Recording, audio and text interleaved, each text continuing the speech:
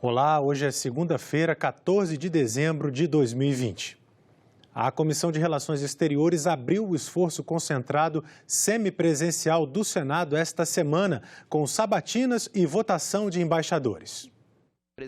Mais uma semana de esforço concentrado e de cuidados redobrados por causa da pandemia de coronavírus. O acesso à sala de reunião estará restrito às senhoras e senhores senadores, às autoridades a serem sabatinadas e aos servidores da Secretaria de Comissões e das áreas de tecnologia do Senado Federal, no estrito exercício de suas atribuições. Para garantir a segurança, reuniões semipresenciais, com senadores e sabatinados presentes ou participando por videoconferência. O senador Esperidião Amin, relator das indicações para embaixadas brasileiras em Omã e no México, apresentou os relatórios da casa dele em Florianópolis e justificou a ausência. A minha esposa, Ângela, está com a Covid desde quarta-feira da semana passada. Meu filho e a esposa também, e a minha filha do meio, Maria, e o seu esposo também. Portanto, dos 8 adultos, 5 estão comprovadamente acometidos, e eu, semana passada fiz teste, deu negativo, agora acabo de fazer o teste, nesse intervalo aqui do início da sessão. Daqui a algumas horas eu saberei se continuo negativado ou vou passar para a ala dos sofredores. Foram sabatinados e aprovados, indicados para ocupar embaixadas brasileiras em 6 países. Esse dinamismo que nos interessa promover e que situa o México como o 7º maior parceiro comercial do Brasil. Penso que há potencial para incremento e estou convencido de que nossa embaixada pode e deve contribuir para esse esforço de ampliação do intercâmbio. Os senadores também aprovaram a indicação do diplomata Fábio Marsano, que vai chefiar a representação brasileira em Genebra, na Suíça, sede de diversos organismos internacionais, entre eles a Organização Mundial de Saúde. O indicado para representar o Brasil em Genebra foi questionado sobre o consórcio global de vacinas. Por parte do que se discute na OMS, dessa vacina de que o Brasil já tem essa parceria. Existe algum prazo para que isso de fato aconteça nessa distribuição, nesse acordo formado internacionalmente e de onde há uma perspectiva de que se venha essa vacina? Seria a primeira a estar homologada, a primeira a estar liberada? Com essa opção de compra que o Brasil fez, ele terá em algum momento de decidir como será distribuído o dinheiro que colocará nessas vacinas. Ele pode escolher só uma linha ou pode escolher nas 9. A grande vantagem desse portfólio é que há uma mitigação de riscos, porque são 9 linhas diferentes. Hoje em dia sabe-se que temos um cenário muito competitivo de vacinas. As empresas farmacêuticas são grandes empresas que naturalmente visam ao lucro. Então também um país aderindo, ele tem uma capacidade negociadora muito maior, porque é um conjunto de países que estão ali negociando sob coordenação da OMS e da Aliança Global de Vacinas. Às 5 da tarde, na Comissão de Infraestrutura, vão ser sabatinados indicados para agências reguladoras, como a Agência Nacional de Transportes Aquaviários, a ANTAQ, a Agência Nacional de Telecomunicações, a Anatel, a Agência Nacional de Transportes Terrestres, a ANTT, e também a Agência Nacional do Petróleo, a ANP. E amanhã, há previsão de reunião da Comissão de Constituição e Justiça. E na quarta-feira, o Congresso Nacional deve analisar a Lei de Diretrizes Orçamentárias. Na terça-feira, é a vez da Comissão de Constituição e Justiça fazer as últimas sabatinas do ano. Os senadores vão analisar a indicação do presidente Bolsonaro para a vaga de defensor público geral federal e ainda 3 indicações para o Conselho Nacional de Justiça e uma para o Conselho Nacional do Ministério Público. Entre os indicados para o CNJ está o atual secretário-geral da Mesa do Senado, Luiz Bandeira de Mello. E na quarta-feira, senadores e deputados deverão analisar a Lei de Diretrizes Orçamentárias, que orienta o orçamento para o ano que vem. A LDO vai ser analisada sem o parecer da Comissão Mista de Orçamento, que nem chegou a ser instalada este ano. Sem a votação da Lei de Diretrizes Orçamentárias pelo Congresso, não poderá haver o recesso parlamentar previsto na Constituição e nem a votação do orçamento. Nessa sessão do Congresso, que acontece em momentos diferentes, ou seja, pela manhã na Câmara e à tarde no Senado, senadores e deputados deverão analisar também projetos que abrem créditos suplementares para vários ministérios, mas por meio de remanejamento de recursos entre eles. E a votação das matérias orçamentárias é o tema de hoje da coluna da jornalista Antônia Márcia Vale, apresentadora do programa Agenda Econômica aqui da TV Senado. Como quase tudo em 2020, a votação da Lei de Diretrizes Orçamentárias para 2021 será feita de forma diferente, direto no plenário do Congresso, sem passar pela Comissão Mista de Planos, Orçamentos Públicos e Fiscalização, como é a regra. Este ano, a CMO, como é conhecida a comissão, não foi sequer instalada. Fato inédito na história recente do Congresso brasileiro. A disputa em torno da eleição da Câmara, que acontecerá em fevereiro, impediu o trabalho da CMO. Mas acordo entre as lideranças políticas possibilitou a votação da Lei de Diretrizes Orçamentárias nesta quarta-feira.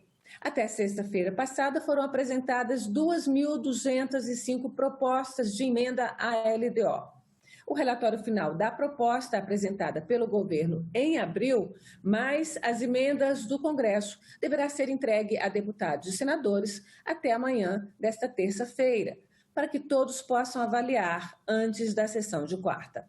No projeto da LDO, encaminhado pelo governo federal em abril, havia uma estimativa de déficit primário nas contas públicas em 2021 superior a 149 bilhões de reais, equivalentes a 1,84% do PIB, mas não tinha uma meta fixa para esse déficit primário. Esse valor seria reavaliado ao fim de cada bimestre, de acordo com a efetiva realização das despesas e arrecadação das receitas. Essa nova forma foi chamada de Sistema de Metas Flexíveis, mas o relator, senador Irajá, do PSD de Tocantins, avalia a possibilidade de retomar o sistema de metas fixas que vigora atualmente.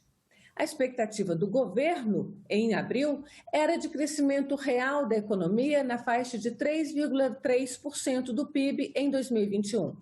A taxa de juros Selic deveria ficar em 4,4% na média do ano. A projeção para a inflação anual medida pelo IPCA era de 3,6% e o valor do dólar na faixa de R$ 4,30 na média. O salário mínimo seria reajustado para R$ 1.079. Foram projeções feitas no início de abril, no auge da pandemia da Covid-19. De lá para cá, tivemos dados muito mais severos de contaminação e mortes pela Covid-19 do que os estimados pelo governo inicialmente. E isso fez com que, em agosto, a equipe econômica reduzisse, por exemplo, a previsão de reajuste do salário mínimo para R$ 1.067, uma queda de R$ 12, e mudasse a estimativa do déficit primário para R$ 233 bilhões de reais. De qualquer forma, esses números só serão definidos mesmo ano que vem, quando será votado o orçamento propriamente dito. Enquanto isso não acontece, o governo fica autorizado a usar apenas 1/12 do valor total constante na previsão do orçamento do ano.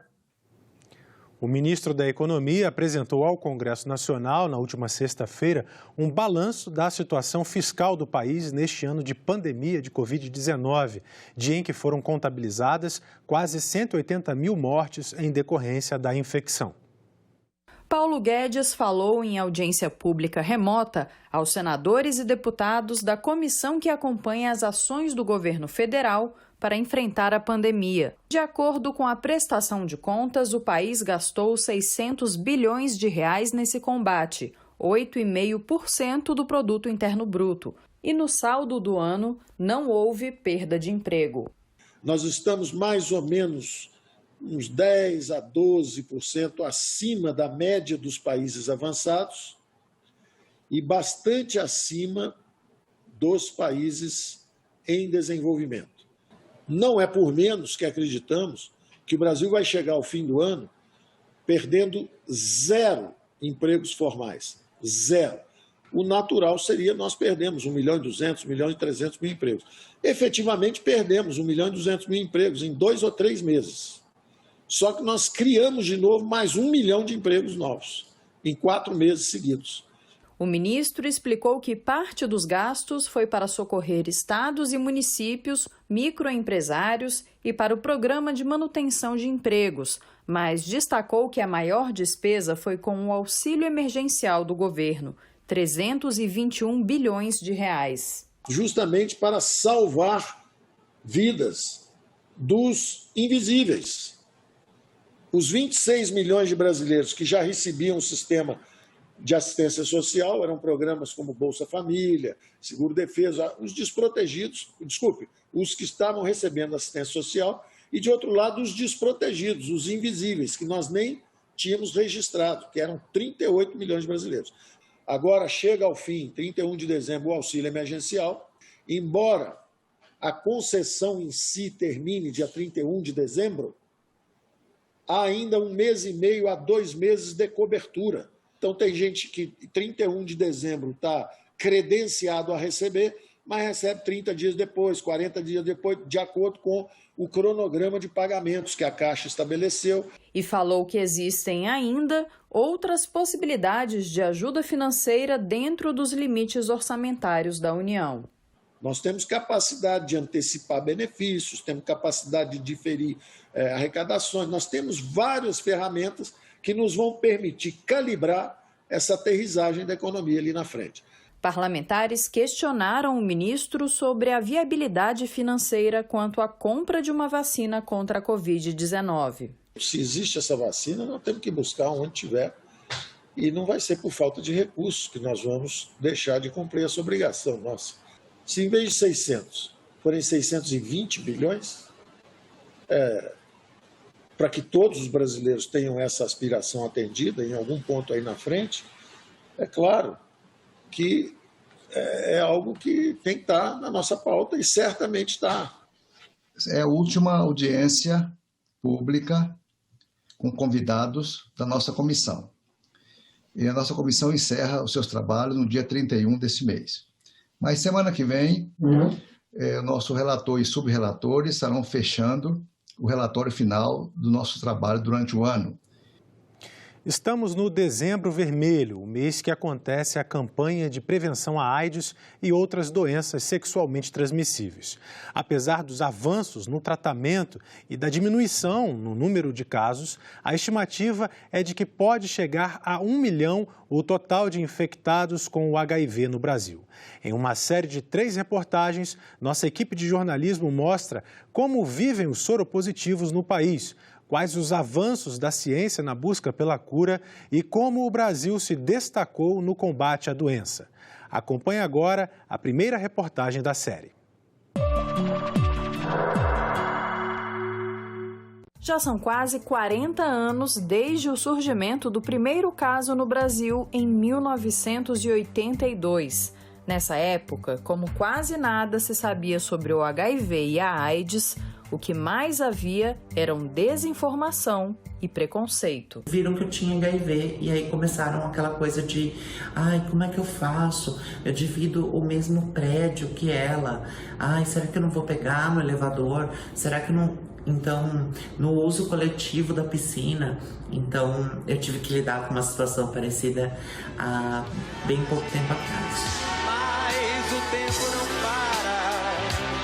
Cazuza, ídolo de uma geração do rock nacional, foi uma das primeiras personalidades a assumir publicamente ser soropositiva. Diagnosticado em 1987, ele morreu 3 anos depois por complicações da doença. Que sonha com a volta do irmão do enfio.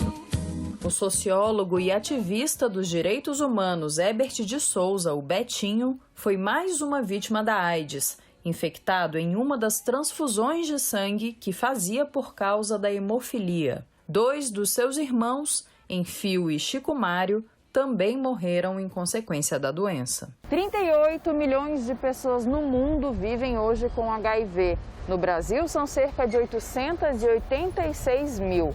Apesar de os dados mostrarem que os casos vêm diminuindo desde 2013 no país, o Ministério da Saúde estima que o número atual de infectados chegue à marca de 1 milhão de pessoas, por causa dos soropositivos que não sabem que têm o vírus. Viver com o HIV, o vírus da imunodeficiência humana, é diferente de ter AIDS, a síndrome da imunodeficiência adquirida.